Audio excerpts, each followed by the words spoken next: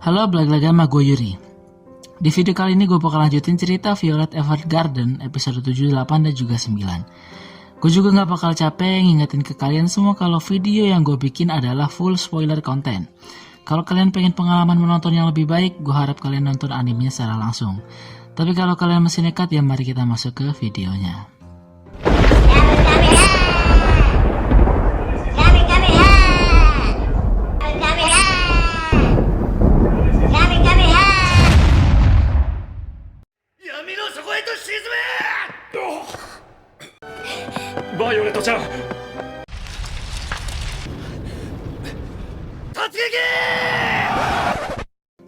Sebentar. Kalau kalian lihat scene tadi, nampaknya sangat dramatis, bukan kawan-kawan? Nah, gue bakal jelasin bahwa di beberapa episode ke depan, adegan dan latar yang diceritakan adalah adegan yang intens. Jadi gue harap kalian memerhatikan dengan seksama, biar kalian juga bisa membayangkan alur ceritanya. Kita masuk ke episode 7. Diawali dengan Iris dan Erika yang sedang menonton opera. Mereka terpukau dengan opera yang mereka tonton. Adegan selanjutnya berpindah ke Violet sama Iris dan Erika tadi di sebuah ruangan. Violet ini sedang membaca buku, dan buku tersebut sebenarnya adalah cerita dari opera yang mereka berdua tonton tadi. Entah alasan apa yang membuat Violet gak ikut menonton opera tersebut bersama mereka. Iris ini bilang bahwa Violet ini beruntung karena ada satu orang namanya Oscar Webster. Dia tuh minta Violet datang ke tempatnya untuk menuliskan cerita-cerita yang bakal digunakan untuk pertunjukan opera. Ya, singkatnya Oscar ini adalah pembuat naskah di balik jalannya opera. Semenjak Violet berhasil membuat surat cinta buat Pangeran Damian di episode 5 sebelumnya, ia mendapatkan banyak tawaran untuk menjadi penulis. Dan Violet pun berangkat ke sana. Tempatnya berada di sebuah negara bernama Genetrix, Provinsi Roswell. Dan sampailah Violet ke rumah sang penulis. Di sini kita panggil aja Oscar lah ya. Ketika pertama kali melihat Violet, Oscar ini agak sedikit kaget. Entah hal apa yang membuatnya seperti itu. Si Oscar ini orang yang suka minum-minum. Jadi ketika Oscar ini pengen minum, tangannya ditahan sama si Violet. Gue di sini cukup kaget ya ngelihat Violet bisa bertingkah kayak gitu. Nggak kayak belum terbiasa lah. Ketika Violet pengen pergi buat beli kertas, Oscar ini nitip spaghetti buat makan malam nanti. Dan dibuatlah spaghetti tersebut sama Violet, dan itu merupakan kali pertama ia memasak. Untung aja Oscar gak ngejekin makanan si Violet ini. Keesokan harinya dibuatlah naskah opera tersebut. Mereka berdua saling bertukar pikiran mengenai alur cerita yang dibuat. Namun naskah tersebut belum bisa selesai karena belum mendapatkan klimaksnya. Di sini gue ceritain sedikit bahwa ceritanya adalah seorang anak bernama Olive pergi ke medan perang meninggalkan ayahnya. Violet pun merasakan dan berempati bahwa si Olive ini mirip-mirip dengan hidupnya. Oscar kemudian berdiri di pinggir sungai, mengambil istirahat sejenak. Violet pun menyusulnya dan membawa sebuah payung sembari bilang bahwa payung itu cantik. Ketika Violet memakainya, Oscar ini langsung mendatangi Violet dan menjatuhkan payung tersebut, dan di sini ia tampak sedih dan terpukul. Violet pun menanyakan kenapa ia melakukan hal tersebut. Oscar pun bercerita bahwa Olive yang diceritakan di naskah tersebut merupakan nama anaknya. Nah, anaknya ini ingin dibuatkan menjadi sebuah cerita anak-anak. Oscar di sini mulai menjelaskan kepada Violet tentang masa lalunya. Istrinya si Oscar ini udah meninggal gara-gara sakit. Jadi Oscar tinggal berdua bersama putrinya di sana. Barang kesukaan anaknya adalah payung yang dipakai Violet tadi. Warna rambut anaknya pun sama seperti Violet. Makanya sejak pertama kali bertemu, Oscar ini jadi keinget sama anaknya. Tapi sebenarnya kemana sih anaknya ini? Gue lanjutin ceritanya si Oscar. Ketika Oscar dan putrinya berdiri di pinggir sungai, Olive ini bilang bahwa ia punya impian untuk menyeberangi danau menggunakan payung tersebut. Tetapi kemudian anaknya ini sakit parah dan harus meninggalkan Oscar sendirian. Setelah menjelaskan cerita tersebut, Violet pun meneteskan air matanya. Dan lagi-lagi, gue di sini kaget melihat tingkah laku Violet yang baru ini. Violet ternyata terharu dengan cerita masa lalu si Oscar. Adegan kemudian dilanjutkan dengan mereka melanjutkan naskah yang belum selesai kemarin. Ceritanya tinggal bagaimana cara agar Olive ini bisa pulang bertemu ayahnya kembali. Karena cerita fiksi, Violet diminta memperagakan biar terbang menggunakan payung tersebut dari seberang sungai. Oscar ini keinget anaknya, makanya ia memikirkan hal konyol tersebut. dan dimulailah adegan rekayasa tersebut. Kita bakal disuguhkan scene keren dari Violet ini. いや、今のは。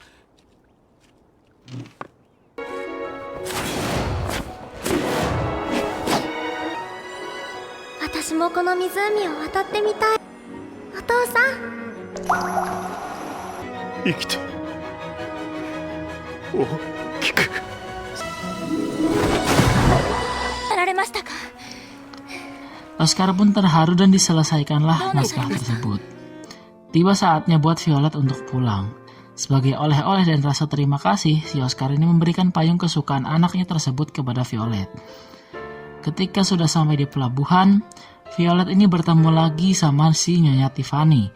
Buat yang gak tahu, dia itu adalah salah satu tokoh yang bermain di episode 1. Nah, si Nyonya Tiffany ini mengucapkan hal yang sangat-sangat fatal, yaitu が立派になって浮かばれるわね、亡くなったギルベルトも。 Dan dari sinilah sebuah konflik bakal terjadi. Seru sekali bukan pemirsa? Ya, subscribe dulu lah. Violet langsung mendobrak pintu ruangan Kolonel Hoggins dan menanyakan kepadanya. Katanya nih si Mayor nih masih hidup, tetapi mengapa si Nyonya mengatakan hal yang sebaliknya? Dan Kolonel pun mengatakan yang sebenarnya terjadi.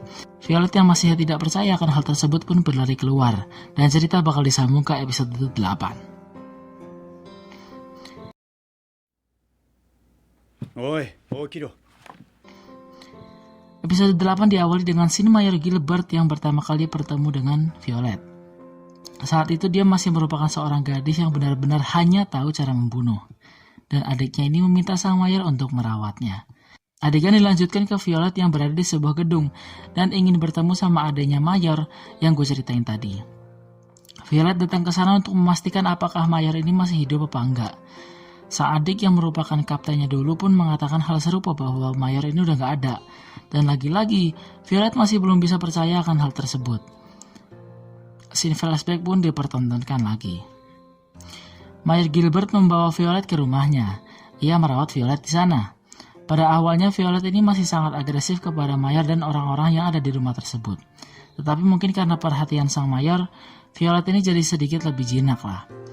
Waktu saat itu masih terjadi peperangan di mana-mana, dan Mayor Gilbert ditugaskan untuk menyerang lini belakang musuh.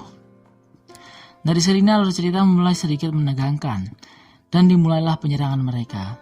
Di sini baru kita ditunjukkan bukti bahwa si Violet ini adalah senjata yang berbahaya. Ia mampu membunuh beberapa pasukan musuh sekaligus dengan sangat cepat.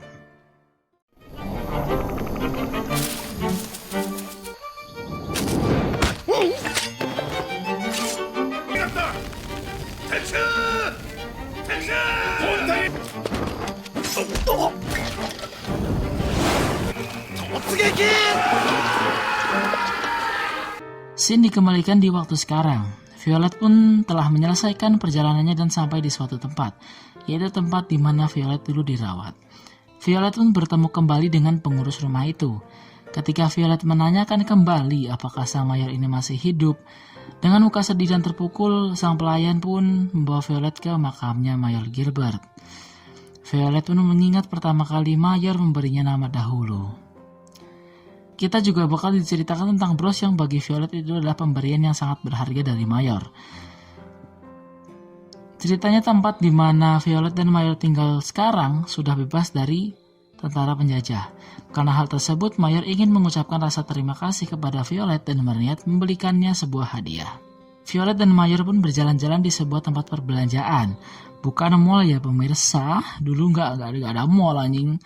Di jalan, Violet melihat ke sebuah bros yang menurutnya bros itu tuh cukup indah. Dan dibelikanlah bros tersebut sama Mayor. Scene balik lagi ke medan perang, dan dari sinilah Kolonel Hoggins berasal. Kolonel pun dikenalkan sama Violet. Setelah basa-basi sebentar, Kolonel bilang bakal ada satu penyerangan lagi, dan kalau penyerangan itu berhasil, peperangan pun bakal selesai. Kolonel Hoggins juga menceritakan keinginannya membangun perusahaan setelah perang usai. Niatnya sih Kolonel ingin mempekerjakan Mayor, cuman karena si Mayor ini gak mau, Mayor bilang bahwa mungkin Violet bakal bekerja untuknya. Dan beneran kejadian ya, si Violet ini sekarang bekerja buat si Kolonel. Adegan kembali ke peperangan. Ketika sang mayor lagi bersiap, Violet ini mendatanginya dan bertanya apakah ia beneran bakal bekerja buat si kolonel. Si Violet ini tersinggung ternyata sama percakapan tadi. Mayor bilang bahwa hal tersebut dibahas nanti aja kalau pertempuran udah selesai. Setelah menyusun rencana, mereka pun menyerang. Dan lagi-lagi kita disuguhkan scene epic di episode 8 ini. 俺が地下水道からインテンス内部に侵入し大聖堂に突入いいな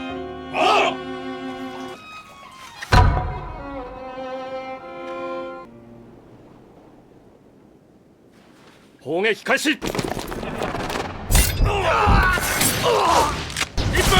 3人がやられました2班はほぼ無傷ですそう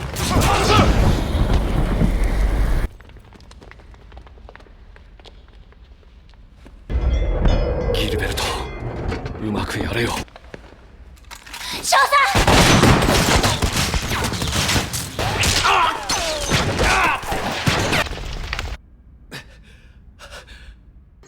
Ketika sudah merasa aman, Mayor pun menembakkan suar atau kayak semacam flare gitu buat tanda kepada pasukannya untuk menyerang. Ternyata kondisi tidak seaman yang dikira. Mayor pun terkena tembakan tepat di salah satu matanya. Dan apa yang bakal terjadi selanjutnya? Kita bakal lanjut ke episode 9. Kalian bisa minum-minum dulu biar nggak terlalu tegang. Kalau udah, kita bakal lanjut. 少佐少佐 Kita masuk ke episode 9. Ketika Mayor ini jatuh kena tembak di bagian matanya, Mayor pun ditembak sekali lagi. Emang gak ada halak banget lah musuhnya. Mayor pun pasrah dengan keadaannya tersebut, tetapi Violet tetap menyemangatinya dan memapah Mayor ke tempat yang lebih aman. Namun baru juga mereka berdiri, Violet pun ditembak dan terkena di lengannya. Namun lagi-lagi karena sutradara belum puas, salah satu pasukan musuh pun melemparkan bom ke mereka berdua. Karena Violet ini melindungi sang mayor, lengan Violet pun jadi korban. Dan dari sinilah mengapa Violet memakai tangan palsu. Balik ke Violet dan Mayor, di tangga ini merupakan tempat mereka berdua terakhir kali berjumpa. Setelah Mayor mengucapkan Aishiteru, bom meledak dan tempat itu runtuh. Cuman Mayor mendorong Violet ke sebuah tempat. Gue sendiri nggak tahu Mayor ini ngedorong kemana. Tapi kalau dilihat-lihat Mayor ini berniat nyelamatin Violet dari bom dan reruntuhan bangunan. Scene kembali ke masa sekarang. Violet ini pergi ke tempat reruntuhan tempat itu setelah pergi dari rumahnya Mayor tadi. Di sini Kolonel Hodgins menemukannya karena emang si kolonel ini sebelumnya khawatir lah sama Violet. Kolonel pun mengajaknya pulang.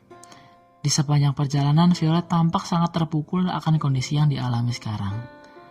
Setelah sampai kembali, Violet pun mengurung dirinya di kamar sambil merenung meratapi nasibnya. Kate yang peduli pun datang membawakan makanan untuknya meskipun tidak dibukakan pintu. Orang-orang di kantor pun juga pada khawatir sama Violet. Terlebih-lebih teman sesama dolnya, yaitu Iris dan Erika. Mereka ingin melakukan sesuatu untuk Violet, cuman mereka belum tahu sesuatunya itu apa. Di sini kita diperlihatkan Violet yang lagi bermimpi di tempat di mana ia berpisah dengan sang mayor. Sedih banget lah pokoknya di sini, bro. Dan ketika Violet ini terbangun, Violet pun mengamuk dan frustasi yang menyebabkan barang-barang di sekitarnya berhamburan.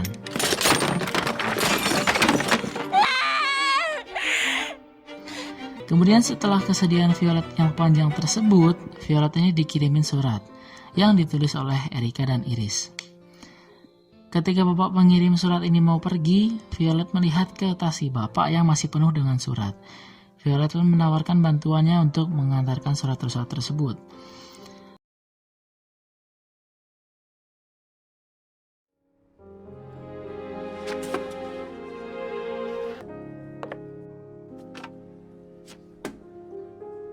Ketika sudah selesai, Violet pun kembali ke kamarnya dan mulai membaca surat dari temannya itu.